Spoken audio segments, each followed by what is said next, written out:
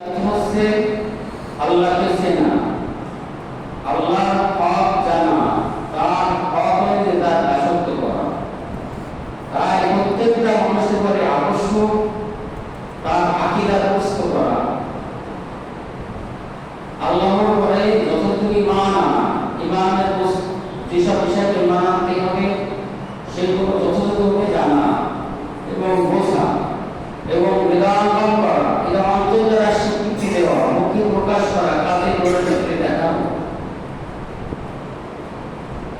প্রথম শর্ত আছে আল্লাহকে ইলাহ হিসেবে জানা, আল্লাহ একমাত্র উপাস্য, তিনি একমাত্র ইবাদত বন্দেগী এবং উপাসনা একমাত্র তার জন্য, ইবাদত বন্দেগী একমাত্র আল্লাহর জন্য। আল্লাহ ছাড়া কোনো উপাস্য নাই, আল্লাহ ছাড়া মাবুদ নাই। এর মানে আল্লাহর হুকুম অনুযায়ী আল্লাহর দাসত্ব করা, নবী সাল্লাল্লাহু আলাইহি ওয়াসাল্লামের তরিকা অনুযায়ী দাসত্ব করা। এজন্য নবী সাল্লাল্লাহু আলাইহি ওয়াসাল্লাম বলেছেন, সাল্লু কামা রাআইতুমুনি উসাল্লি, তোমরা নামাজ পড়ো যেভাবে আমাকে নামাজ পড়তে দেখেছো। হুজুর সাল্লাল্লাহু আলাইহি ওয়াসাল্লাম যেভাবে ওযু করেছেন, সুন্দরভাবে সেটা ওযু করা, ওযু করে ধীর স্থিরভাবে ওযু যেভাবে তাকবীর তাহমীদ হচ্ছে ওভাবে তাকবীর তাহমীদ করা। হুজুর যেভাবে কিরাত করেছেন সেভাবে কিরাত পড়া, হুজুর যেভাবে রুকু সিজদা করেছেন সেভাবে রুকু সিজদা করা, হুজুর যেভাবে তাশাহুদ করেছেন সেভাবে তাশাহুদ পড়া। হুজুর যেভাবে নামাজ শুরু থেকে শেষ পর্যন্ত ইতমিনানের সাথে খুশু এবং খুদু সহকারে হুজুর অলস নামাজ আদায় করেছেন এবং নামাজ আদায় করা। এইভাবে নামাজ আদায় করলে এই নামাজ আমার জন্য, আপনার জন্য পরিপূর্ণ পরিত্রাণের কারণ হবে। قال عليه الصلاة والسلام নবী সাল্লাল্লাহু আলাইহি ওয়াসাল্লাম বলেন, খামসু সালাওয়াত ইফতারাদাহুন্না আল্লাহ তাআলা পাঁচ ওয়াক্ত নামাজ ফরজ করেছেন। আল্লাহ তাআলা পাঁচ ওয়াক্ত নামাজ ফরজ করেছেন।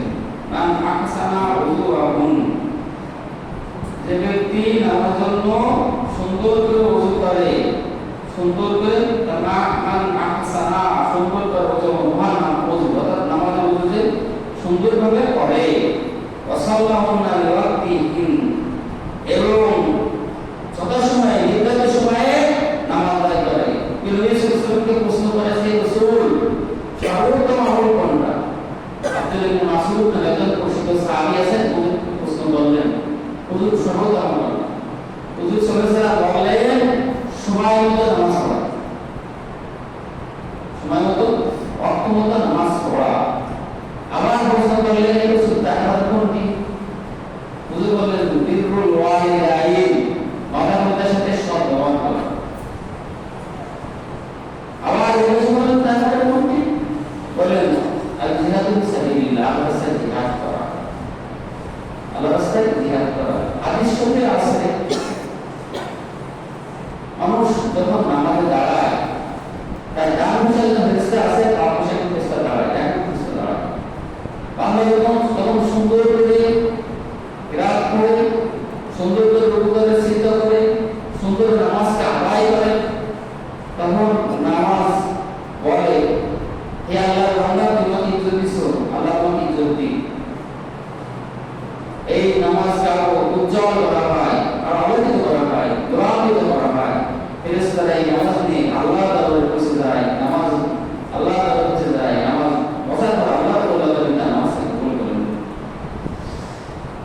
তাহলে এই উম্মতের উন্নতি, এই উম্মতের সফলতা, এই উম্মতের কামিয়াবি আছে নামাজের সাথে। যে উম্মত সুন্দর করে এই দায়িত্ব পালন করেছে তাদের তত বেশি মর্যাদা দেওয়া হয়েছে। সাহাবায়ে কেরাম হিস্সা পালন করেছেন। হযরত আবু বকর সিদ্দিক যখন নামাজে দাঁড়াতেন, মনে হতো কাঠ দাঁড়ায় আছে।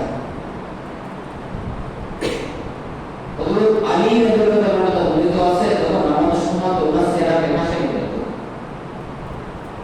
ওনার শরীরে কম্প বেশি যেত। ওনার কাছে জিজ্ঞেস, আমিরুল মুমিনিন, আপনার এই অবস্থা কেন? বলছে, এটা হচ্ছে আমানত রক্ষার সময়, আমানত আদায় করার সময়, যা আমানত আদায় করতে বা অস্বীকার করেছে সেই আমানত আদায় করতে গেছে। হাদিসে আছে, উম্মুল মুমিনিন আয়েশা রাদিয়াল্লাহু আনহা নবী আলাইহিস সালাম এক জায়গায় বসে কথা বলতেন। যখন নামাজের সময় হতো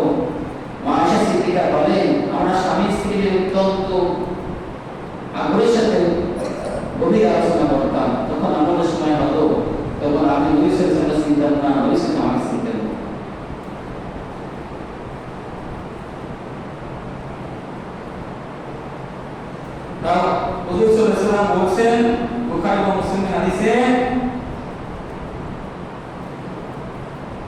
বুনিয়াল ইসলাম আলা খামস, ইসলামের মূল বুনিয়াদ মূল ভিত্তি আছে পাঁচটি। প্রথম আছে শাহাদাতু আল্লা ইলাহা ইল্লাল্লাহ ওয়া আন্না মুহাম্মাদান আবদুহু ওয়া রাসূলুহু, আল্লাহ ব্যতীত কোনো মাবুদ নাই, হযরত মুহাম্মদ সাল্লাল্লাহু আলাইহি ওয়াসাল্লাম বান্দা রাসূলের সাক্ষ্য দেয়। অর্থাৎ আকীদা দুরুস্ত করা, ঈমান অন্তঃকরণে ঈমানের বিষয়গুলো মেনে নেওয়া, মুখে স্বীকার করা, এটা হচ্ছে মূল স্তম্ভ। যার ঈমান ঠিক, তার আমল আল্লাহর কাছে গ্রহণযোগ্য। যার ঈমান ঠিক নেই, তার আমল কবুল হবে না। এই জন্য নবী সাল্লাল্লাহু আলাইহি ওয়াসাল্লাম যখন মুআয ইবনে জাবালকে ইয়ামানে পাঠান, তখন নবী সাল্লাল্লাহু আলাইহি ওয়াসাল্লাম মুআয, তোমাকে আহলে কিতাবের কাছে পাঠানো হচ্ছে, তুমি তাদের প্রথম দাওয়াত দেবে এই কথার উপর যে আল্লাহ ছাড়া কোনো ইলাহ নাই, মুহাম্মদ আল্লাহর রাসূল। যদি তারা তোমার এই কথা মেনে নেয়, তখন তাদের বলবে আল্লাহ তাআলা তাদের উপর পাঁচ ওয়াক্ত নামাজ ফরজ করেছেন, দিন রাতে পাঁচ ওয়াক্ত নামাজ। এই কথা যদি মেনে নেয়, তাহলে তাদেরকে বলবে তোমাদের উপর আল্লাহ যাকাত ফরজ করেছেন, গরিবদের থেকে যাকাত আদায় করে গরিবদের বন্টন করে দেবে। হুজুর সাল্লাল্লাহু আলাইহি ওয়াসাল্লাম বলেন, তুমি মাজলুমের বদয়া থেকে বেঁচে থেকো, কারণ মাজলুমের বদয়ার মাঝে এবং আল্লাহর কোনো বদয়া না। তাই আমল গ্রহণের জন্য শর্ত আছে ঈমান দুরুস্ত করা, ঈমান দুরুস্ত করা। ঈমান সম্পর্কে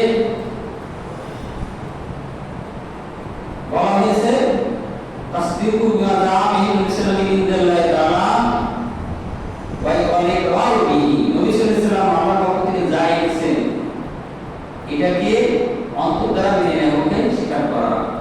আর এই ঈমানের সমস্ত কোরআন ও হাদিসে যা আছে তা নিয়ে যাচ্ছে শাহাদাতু আল্লা ইলাহা ইল্লাল্লাহ, আল্লাহ ছাড়া কোনো ইলাহ নাই, আমাকে সৃষ্টি করেছেন আল্লাহ, আমাকে রক্ষা করেন আল্লাহ, আমাকে প্রতিপালন করেন আল্লাহ, আমার যা প্রয়োজন তা বিধান আল্লাহ, আল্লাহর হুকুমে জীবন যাপন করি তার পুরস্কার দেবেন আল্লাহ।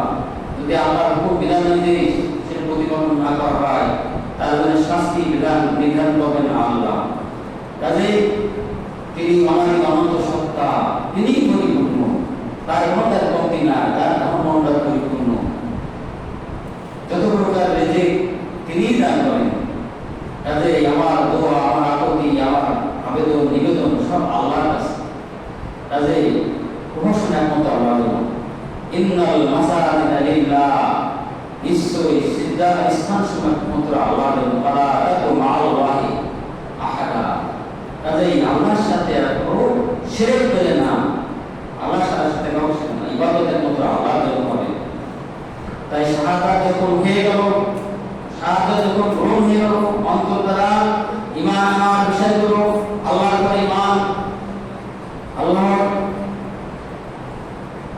ফেরেশতাদের উপর ঈমান, কিতাবের উপর ঈমান, রাসূলের উপর ঈমান, আখিরাতের উপর ঈমান, তাকদীর ঈমান যখন পূর্ণতা এসে গেল, তখন মুমিনের উপরে দায়িত্ব এসে গেল ঠিক করে যথাযথ নামাজ আদায় করা। তাই নবী সাল্লাল্লাহু আলাইহি ওয়াসাল্লাম বলেছেন, খামসু সালাওয়াত, পাঁচ ওয়াক্ত নামাজ, ইফতারাহুল্লাহ, ওই পাঁচ ওয়াক্ত নামাজ আল্লাহ তাআলা ফরজ করেছেন। আল্লাহ সুবহানাহু ওয়া তাআলা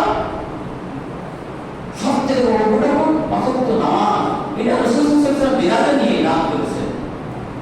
50 ওয়াক্ত নামাজ আল্লাহ ফরজ করেছিলেন। হযরত মুসা আলাইহিস সালামের সাথে সাক্ষাৎ হয়, হুজুর সাল্লাল্লাহু আলাইহি ওয়াসাল্লাম পরামর্শ দেন, আপনার উম্মতিরা পারবে না, আপনি আল্লাহকে সুপারিশ করে নামাজটা কমান। হুজুর সাল্লাল্লাহু আলাইহি ওয়াসাল্লাম আল্লাহর কাছে সুপারিশ করে 10 ওয়াক্ত ঘুমাতে শেষ পর্যন্ত 5 ওয়াক্ত নামাজ হয়। আবার মুসা আলাইহিস সালাম পরামর্শ দেন, আপনি আল্লাহকে যান, আবার নামাজ কমান। কিন্তু আমার কাছে কথা বলতেছে, আজকে কথা বলতেছে, আল্লাহ বলেন আমার কোনো কথায় প্রবর্তন না, আমি মানুষের কোনো বলতেছেই নয়। হুজুর সাল্লাল্লাহু আলাইহি ওয়াসাল্লাম বললেন, এই 5 ওয়াক্ত নামাজ যে ঠিকমতো আদায় করবে, সে 50 ওয়াক্ত নামাজের সফল। যে কোনো নেক কাজ করে, তাকে 5 গুণ সওয়াব দেয়, 10 গুণ, তাহলে 50 5 কে 50। যদি 5 ওয়াক্ত নামাজ ঠিক করে আদায় করা হয়, তাহলে মাগরিব আছে শুরু, নামাজ রাতে শুরু আছে মাগরিব, এরপরে ঈশা, ফজর। এই জন্য বলা আছে ঈশার নামাজ ও ফজরের নামাজে জামাতে পড়ছে, সে সারা রাত নামাজ পড়েছে। যে ঈশার নামাজ নামাজে পড়েছে সে অর্ধরাত নামাজ পড়েছে, যে ফজরের নামাজে পড়েছে সে অর্ধরাত নামাজ পড়েছে। এরকম যে 5 ওয়াক্ত নামাজ নামাজে পড়লো সেজন্য সারা রাত এই নামাজ আদায় করলো। যে 30 রমজানের রোজা রাখলো সেজন্য সারা বছর রোজা রাখলো, সারা বছর রোজা রাখলো। এর সাথে যদি শাওয়ালের 6টা রেখে দেয় তাহলে সেজন্য সারা বছর ধীরে ধীরে রোজা রাখলো। আল্লাহ বললেন এইভাবেই আমাদের সওয়ালের ব্যবস্থা করেছেন। যদি কেউ স্বেচ্ছায় 2 রাকাত ফজরের নামাজ কাজা করে,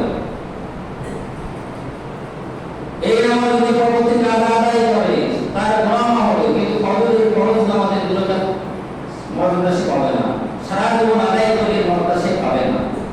অনুরূপভাবে যদি রমজানের রোজা ইচ্ছাকৃতভাবে যদি কেউ কাজা করে, আর এই কাজা করার পরে একটা এবং কাফারাও সাইডে রাখে, তার গুনাহ হবে, কিন্তু এই রমজানের রোজার প্রতিদান সে পাবে। অনুরূপভাবে কুরবানির দিন কুরবানি যে করে, যে কুরবানির পশুর রক্ত মাটিতে পড়ার আগে ওটা আল্লাহর কাছে কবর হয়ে যায়, ও তিনি পছন্দ না নীতি দান করে।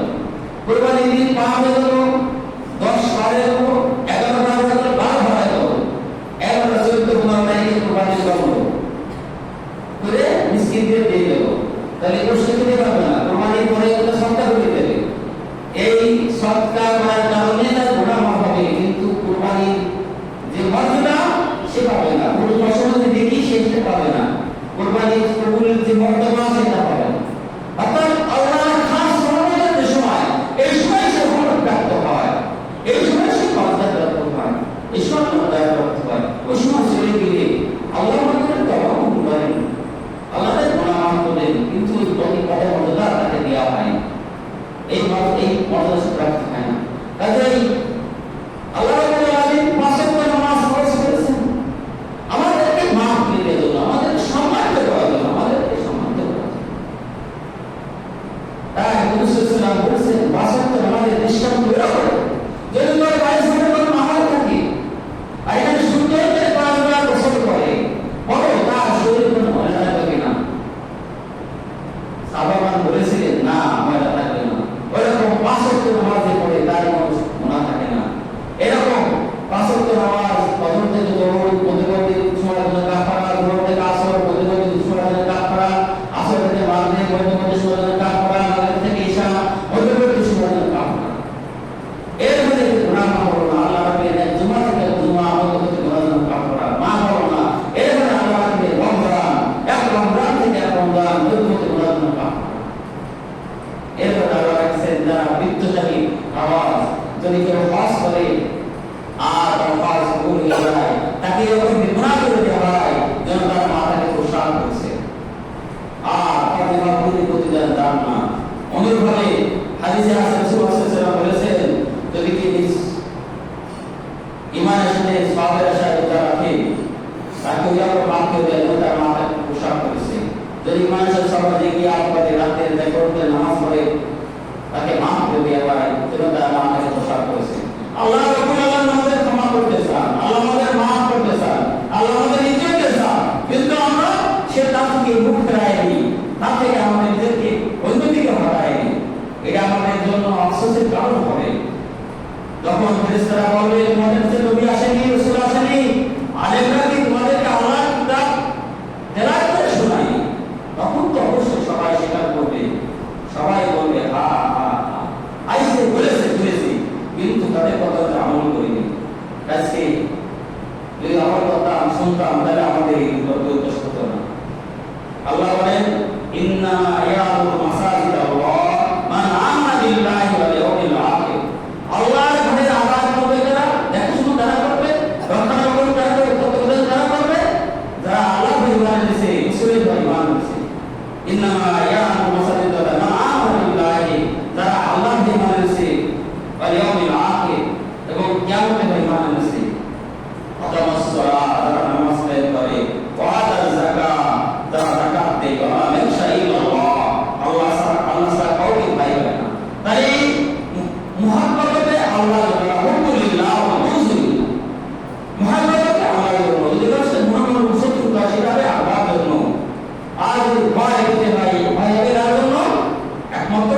আল্লাহর জন্য, ওয়ালা ইয়াখশা ইল্লাল্লাহ। তাহলে এই গুণ যারা আছে তারা আল্লাহর ভয়ে আবাদ করবে, আল্লাহর ভয়ে আবাদ করবে। আর আল্লাহ বলেছেন তাদের ভয়ে কি বলেছেন? উলাইকা আয়াকুনু মিনাল মুহতাদিন। উলাইকা সে যারা হবে হিদায়াত প্রাপ্তদের অন্তর্ভুক্ত হবে, উলাই যারা হিদায়াত প্রাপ্তদের অন্তর্ভুক্ত হবে। তাই আল্লাহর ভয়ে আবাদ করা, রহমানের ভয়ে করা, দেখাশোনা করা কিসের সার্টিফিকেট পাচ্ছেন? ইমানের সনদ পেয়েছেন, ইমানের সনদ পেয়েছেন। হুজুর সাল্লাল্লাহু আলাইহি ওয়াসাল্লাম জিজ্ঞাসা করা হলো জমিনের মধ্যে সবথেকে নিকৃষ্ট কোনটা? হুজুর সাল্লাল্লাহু আলাইহি ওয়াসাল্লাম অভিজ্ঞছিলেন, ওহি জিবরিল আলাইহিস সালাম ওহি নিয়ে আসলেন, আজকে বলছেন রাসূল আমি আল্লাহর এত নিকট বলতেছি আগে কোন জাতিকে বলতে পারি, আমার মাঝে এবং আমার মুরিদের মাঝে রবের মধ্যে মাত্র 70,000 মুরিদ বর্দা ছিল, আমি এত নিকট বলতেছিলাম। আল্লাহ বলেছেন সর্বোৎকৃষ্ট মসজিদ, আর সবচেয়ে নিকৃষ্ট কি? বাজার। হুজুর সাল্লাল্লাহু আলাইহি ওয়াসাল্লাম বলেছেন আমি কি তোমাদেরকে জানাবো না যে কাজ করে তোমাদের গুনাহ মিটে যাবে, তোমাদের নামাজটা বৃদ্ধি করে দিতে হবে, তোমাদের গুনাহ মাফ হবে, বাজারকে বৃদ্ধি করা হবে। কি বলেছেন?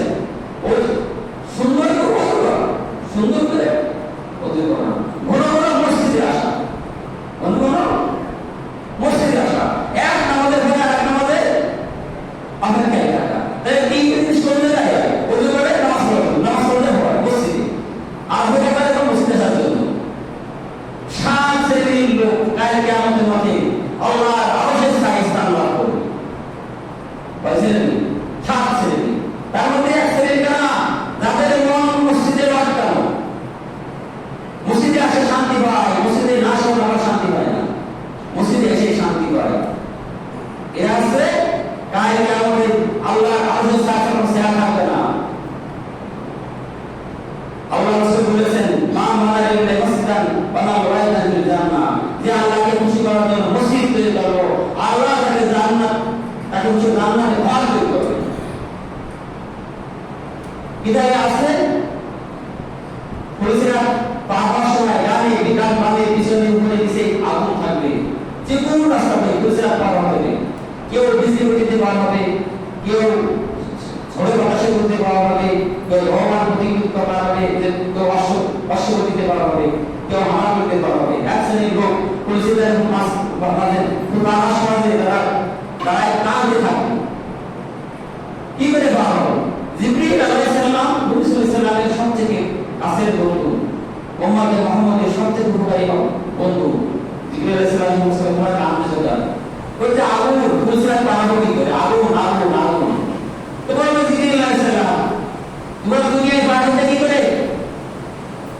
সাগর ফেলে কি করে? সাগর বলতে জাহাজ স্টিমারে পৌঁছায়, মসজিদ মসজিদ করা হবে উম্মাদের সামনে, মসজিদে আগুন করবে পুলিশরা পার হবে। তাহলে এই উম্মাদ যখন আল্লাহ রাসূলের পক্ষ থেকে দাওয়াত গ্রহণ করে গেছে, বিজয় লাভ করেছে, মুসলমানরা তো বিজয় মসজিদ করেছে। আল্লাহ রাসূল দুনিয়া আসেন মসজিদ করেছে, যে মসজিদ কি? এটা আমার বাইরে মুজাহিদিন আছে, প্রথম যে ঘর নষ্ট করে দিই বিবাদটা করে রাখা, মক্কায় যে ঘর সেটা বানানো। তাহলে প্রথম ঘর মুসলমানদের আছে মসজিদ।